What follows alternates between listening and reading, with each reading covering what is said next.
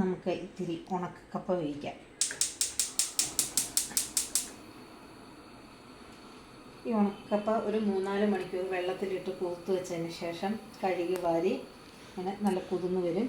അത് നല്ല വെള്ളം ഒഴിച്ച് വേകാനായിട്ട് വെക്കാം നമുക്ക്.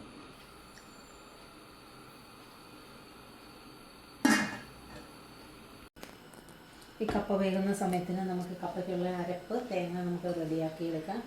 അതിലേക്ക് കുറച്ച് കാന്താരി മുളക്, ചുവന്നുള്ളി,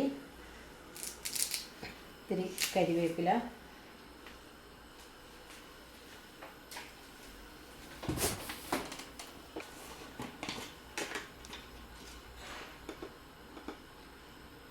മഞ്ഞൾപ്പൊടി ശകലം,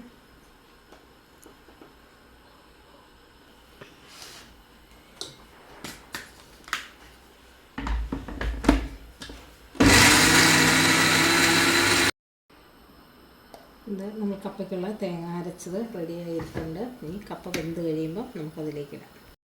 നമ്മുടെ കപ്പ വെന്തിട്ട് കാണാം, നമുക്ക് തുറന്ന് നോക്കാം. ഒന്നൊന്ന് ഏകദേശം വെന്തിട്ടുണ്ട്. ഇനി നമുക്കിതിനകത്ത് വെള്ളം ഊറ്റിക്കളയാം.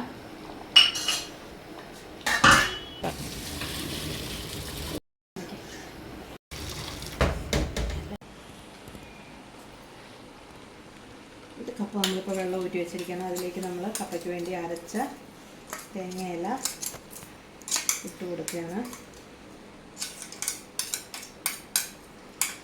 എന്നിട്ട് ഈ തേങ്ങയില ഇട്ട് കൊടുത്ത് ആവശ്യത്തിനും ഉപ്പും ഇട്ട് നമ്മൾ ഒരു 5 മിനിറ്റ്, ഇത് 5-10 മിനിറ്റ് ജസ്റ്റ് ആ അരപ്പെല്ലാം ഒന്ന് വെന്ത് അതിലേക്ക് പിടിച്ചൊന്ന് സെറ്റാവാൻ വേണ്ടി നമ്മൾ മൂടി വയ്ക്കും ഏറ്റവും കുറഞ്ഞ തീയിൽ. പയ്യെ നീറി വേവാൻ വേണ്ടി ആ മിക്സിയിലെ മുളകിൻ്റെ എല്ലാം കൂടെ ബാക്കിയുള്ള കഴുകി ആ വെള്ളം കൂടെ ഞാൻ അങ്ങ് ഒഴിച്ചു കൊടുക്കും. ഇതിലേക്ക് ഇത്തിരി കരിവേപ്പിലയും കൂടെ ഇട്ട് കൊടുക്കുന്നു. കരിവേപ്പില അരച്ചപ്പോഴും ഇട്ടിരുന്നു, നല്ല ഇത്തിരി അതിട്ട് കൊടുക്കുക. പച്ചക്കറിവേപ്പില അങ്ങനെ വാടി ഇളക്കി കഴിയുമ്പോൾ ഒരു നല്ല സ്മെല്ല്.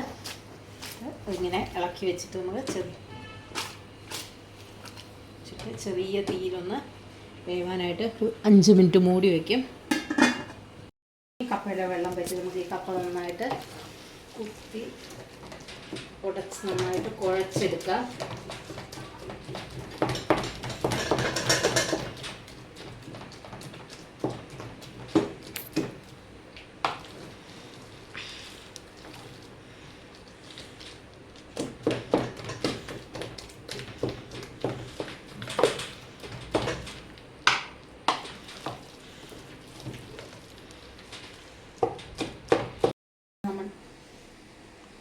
അങ്ങനെ നമ്മുടെ ഉണക്കക്കപ്പ നന്നായിട്ട് കുഴച്ച് ഉടച്ചെടുത്തിട്ടുണ്ട്. ഇനി ഇത് നല്ല മീൻ കറിയോ ബീഫ് കറിയോ ചിക്കൻ കറിയോ ഒക്കെ കൂട്ടി കഴിക്കാൻ എന്താ ടേസ്റ്റ്.